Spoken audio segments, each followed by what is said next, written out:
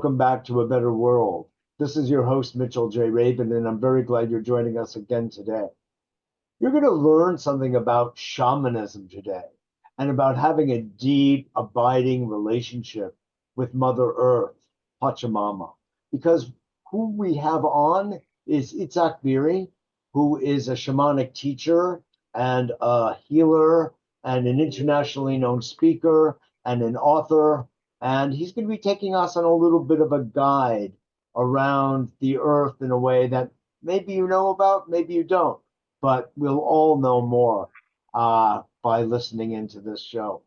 Now, Itzhak is one of the speakers at the Planet Heart event, the Earth Day Peace event this year, April 21st.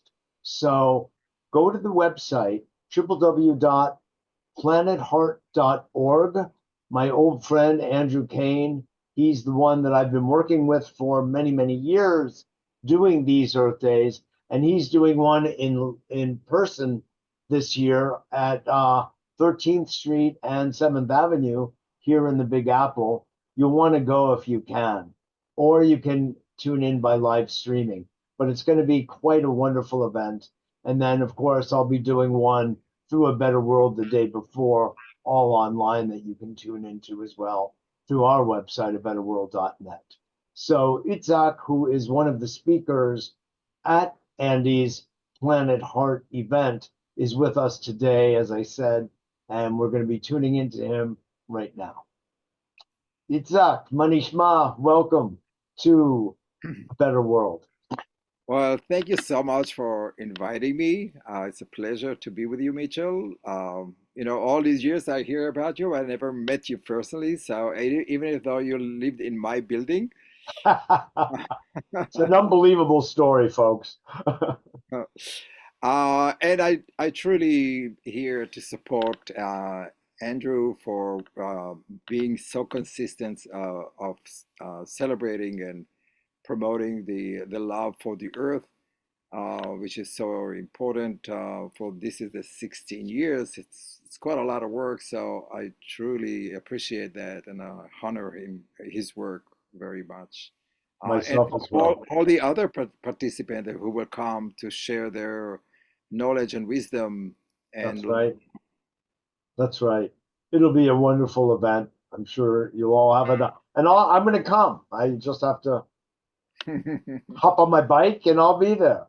So, Itzhak, I'd love to, you yourself have had such an interesting life from being raised on a kibbutz in the promised land of Israel and moving to New York and having a whole different life. And in what you're doing now is, well, how would we say, 180-degree turnaround? Could you share with us a little bit about your background, and then we'll dive into Mother Earth. I'd love to, because what you've been doing with the residents of the earth that you teach would be really wonderful for our audience to know. well, with pleasure. So I am a kibbutznik, or a person who was born in a kibbutz in Israel. My parents came from Poland and Belarus to Israel in 1936. And their goal was to create a better world of farming community, going back to the earth and farm it and live off the earth. And it was an incredible desire to settle back in their homeland and become farmers. Farmer was and so we celebrated the nature seasons, the holidays, but we were very much against any kind of spirituality or any kind of religion. Although my great grandfather, of course, was a Kabbalistic rabbi, and my grandmother's family was also from the rabbinical family, but my parents were very much against, or they rebel against all of that old notion of Jewish religion. And so that's how I grew up, more immerse with nature and the seasons and the holidays and the dance and the music and the mountains and all of that landscapes, um, and less of the what we call religion. Right. I was Indeed. very much actually against religion because religion in Israel is not a very liberal uh, institution. It's actually very difficult. Hmm. And Are you saying that because mainly the general sensibility of religion back then was that it was Orthodox? Yes, of course. I mean, if you look at, and another thing that is very important for people who are doing shamanic work to understand that the true Jewish or Hebrew or Knani tradition or culture is of shamanic nature, of like the working of the land, the idea of female and masculine gods and goddesses, the whole idea that every tree is a temple. I mean, all of that is enshrined in the Bible in what exactly not to do. So the Bible was written, of course, in a from a different mindset. It's the mindset of the masculine Sure, governance of religion. of Uh, course. but before that, so there was in many ways. We grew up on the slope of a mountain, Mount Gilboa, that King Saul was fighting against the Philistine, and we found a lot of antiquities and from the from many from thousands of years ago, and so Sure. we kind of in many ways felt like we are going back to the roots or going back to the land. We're going back to agriculture, farming, to the land where we were forced to live. But so that idea of indigenousness is was very much installed in us from very early age. Uh, so, but I took a little turn. I went to the army. I became a graphic designer in the army because of I became sick, and then I You know what? If I may say, just for a moment, that you're casting a very interesting light on Judaism that I actually never really considered as a essentially in a way as a shamanic expression. oh, It of never course. really occurred to me like that. Honestly, it seems, a monotheistic religion is It's not one not that I would, you know what? You're right. well, Ze'emet. You know what? Because Elohim is plural. exactly. So I it don't know. People don't see that. I saw it a long time ago and I kept quiet. well, if you take if any of people who are listening or watching read the Bible and penciled all the thing that God told us not to do. He told us not to do, or the people who wrote the Bible wrote us not to do because people were doing it. Yeah. For instance, having altars, making prayers next to a tree, Oh, yeah. Right. Right. having two gods, the female and the masculine, the Shekhinah and Yeah. God. Feminine and masculine. Yeah. Yes, Right. the most sacred of all was the tree El or Alon, and the second the next to it was the Oh. Elah, which is the other tree. So we have the Oh. Alon and Elah. So both of those are Masculine, feminine. exactly. That is so interesting. And so if the true roots of Judaism is not what the Orthodox people that we were disconnected from the earth practiced in the diaspora. In the diaspora, the goyim or the people who they lived with disconnected them on purpose from the earth. They didn't allow them to work the land, to be farmers, because the secret for emotional connection of people to their land is through the work, through agriculture, through farming. And so whenever you farm a land, you develop a deep connection, emotional connection with the earth, because it provided you food, it provided you shelter, it Absolutely. provided you, or everything that you need is provided by Mother Earth, or the earth. And so in Europe, It was your real mother. that's it. And we need a mother. And in many ways, the Orthodox Jews in Europe did not have a mother. They only have a father. Wow. And if you can look at the movement, or the return of people from Europe to Israel, uh, it was basically looking back to the mother, the connection to the mother, the connection to the Mother Earth, or to their own earth land. It's not like the same as the Jews that were exiled to Babylon and Egypt and North Africa and other places of the Arab world. Mm-hmm. They were continually farmers, or continued to have a connection, a deep connection to that. So that it's almost like two branches of Judaism: the people who were exiled to the Babylonian, and the people who were exiled to Europe have a different way of expressing Judaism. But I think that the common thing, and this is where the love of the land is that the earth, or the Mother Earth, give us the security, the safety of our existence. And that's why Earth Day is so important, because Earth Day is acknowledging the feminine aspects of our world, which is for so long all that monotheism, all those organized religion that are in their base are masculine. They are signs, they are based of the disconnect between your emotional connection to the earth and nature and spirit, into the hands of the in-betweens, the priests, the popes, the Right. rabbis, The the other. intermediaries. Exactly.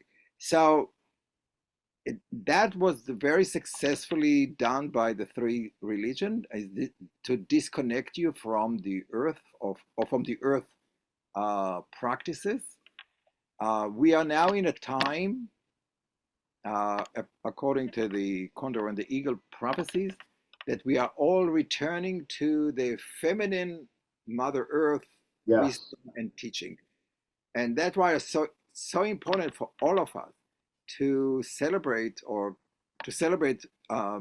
Earth Day. Day, as a Yeah. return to the roots, the return of putting our hands in the dirt, Into the soil. Right. the soil. Into her body.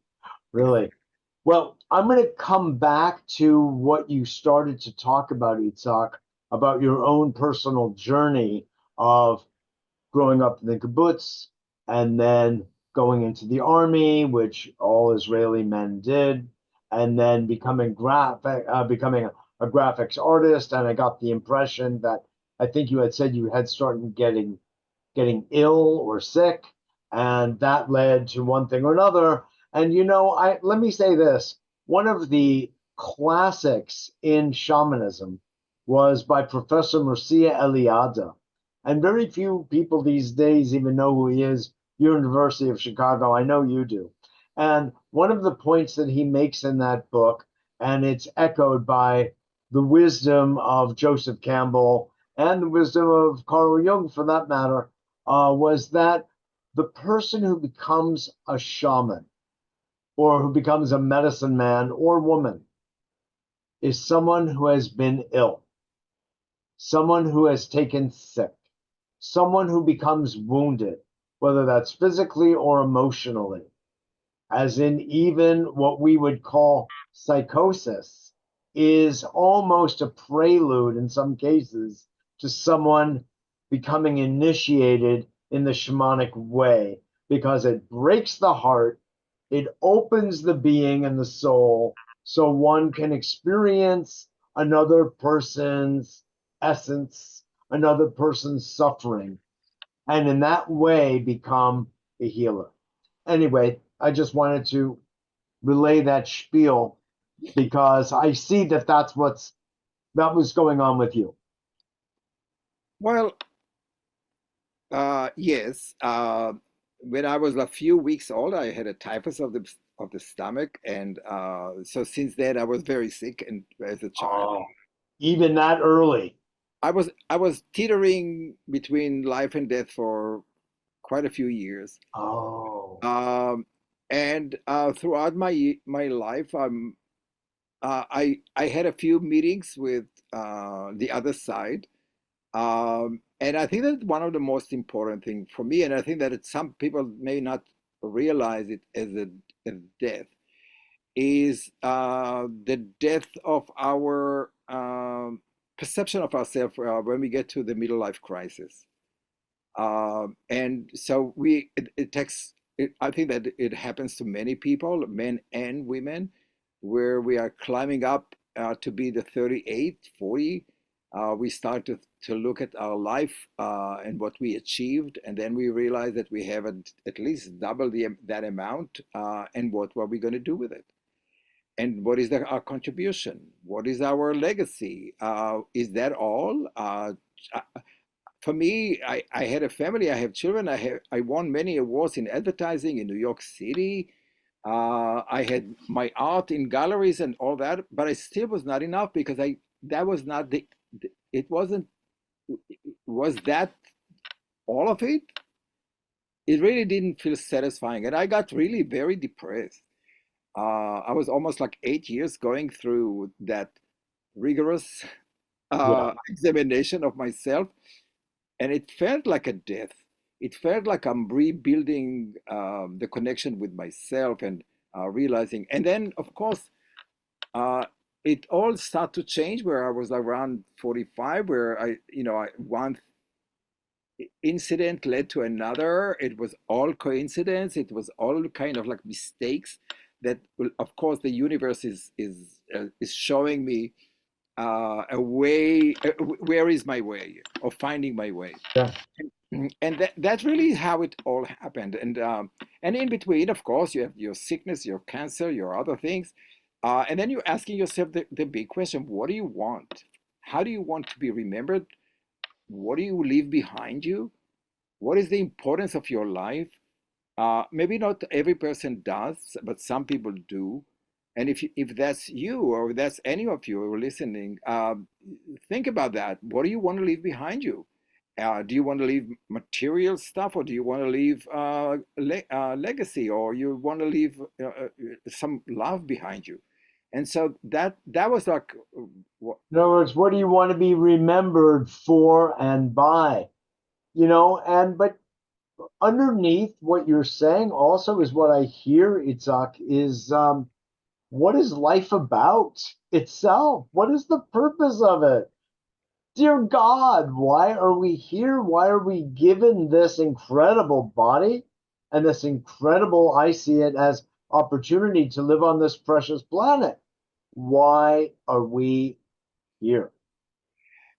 I I think that That question. is a general motivation in my life and a question mark that I live with really virtually daily.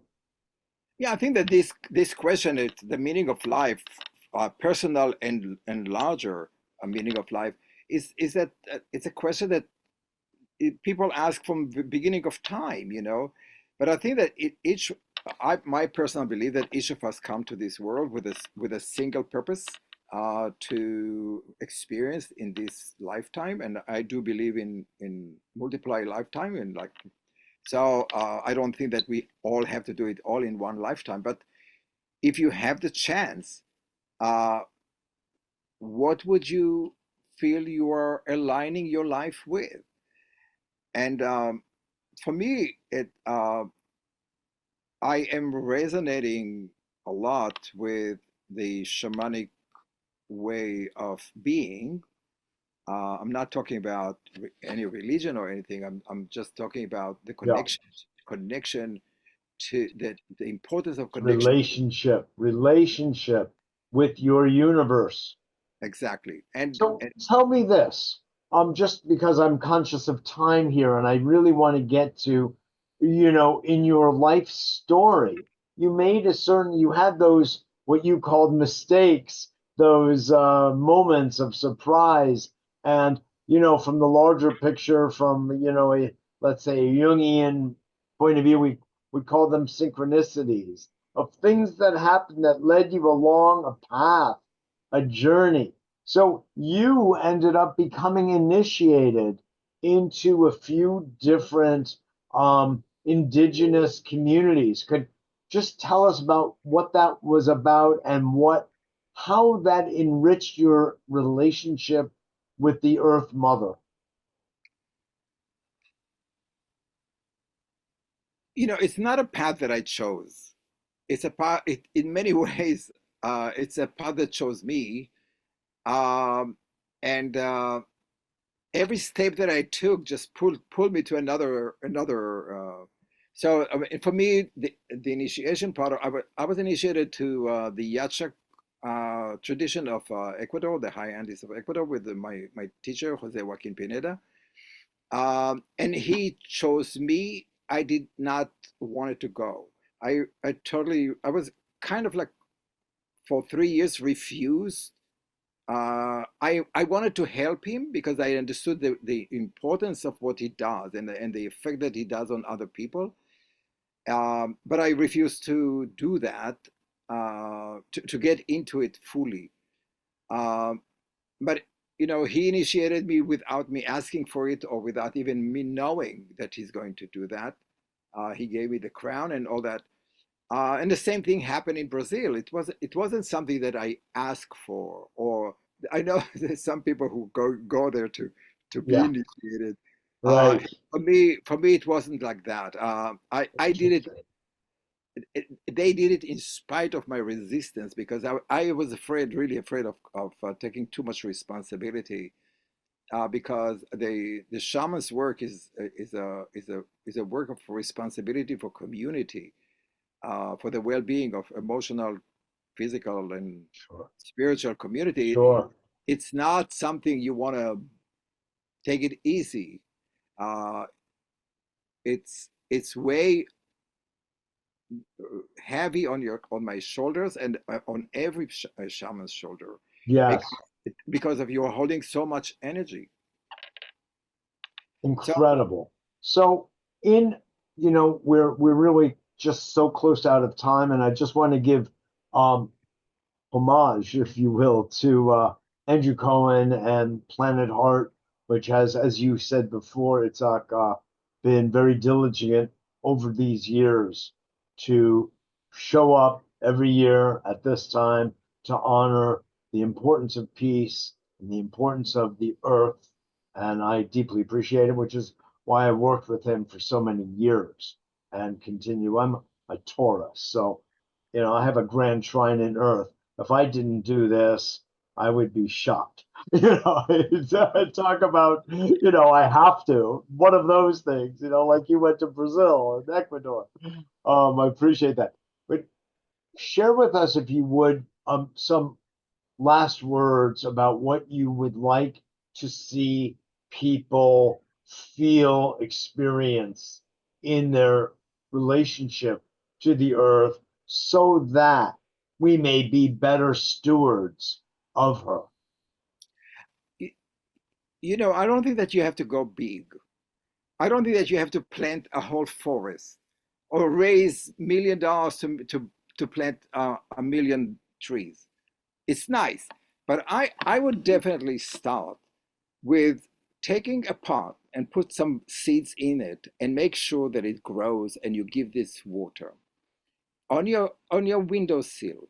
Adopt a plant, Hmm. adopt a tree, find a way to nourish that life. And I think that I that is love it. one of the things that I think that is very it's missing in our life. Yeah. We want to do big things, but the small things of growing avocado seeds in your house, growing a plant, give it enough water, talking to it, loving it, speaking to it. That is how you open your heart to nature. That's how you open your heart to Mother Earth. And that you take that love and you multiply it for other beings on this earth. Mitsuyan, beautiful. That is just, I get it. I love it. I'm so glad we had a chance to spend some time together. I appreciate it very much too for the opportunity. Yeah, all we leave is love behind us. Exactly. Thank you, John Lennon. So, and thank you, Itzhak Beery, for joining me today. And to be continued. This is Mitchell J. Rabin for A Better World. Thanks so much for joining us today. I hope you enjoyed that as much as I did. And remember, planetheart.org.